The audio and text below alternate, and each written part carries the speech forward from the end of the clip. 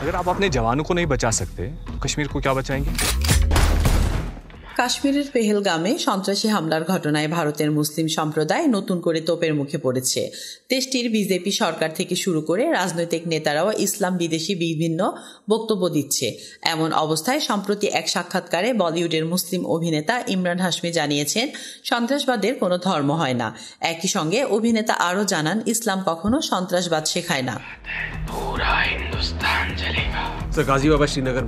সম্প্রতি Imran হাশমির ground zero cinema মুক্তি পেয়েছে। এই সিনেমাও কাশ্মীরকে কেন্দ্র করে সিনেমার প্রচারে একটি গণমাধ্যমের মুখোমুখি হয়েছিলেন অভিনেতা, যেখানে তিনি বলেন, আশা করি পেহেলগাম কাণ্ডে সরকার সঠিক বিচার নিশ্চিত করবে।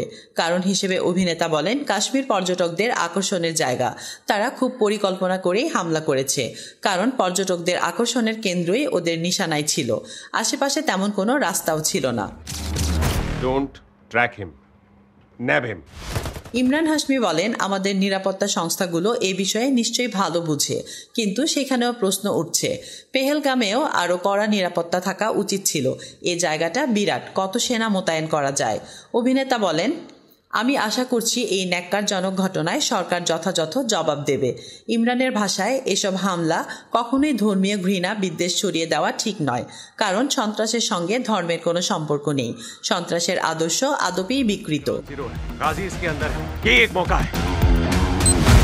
এরপরই ইমরান যোগ করেন, আমাদের ধর্মে তো কখনোই এসব শেখায় না।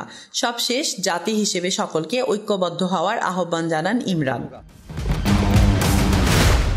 তাসলিমা আক্তার শিমু, SBS বাংলা।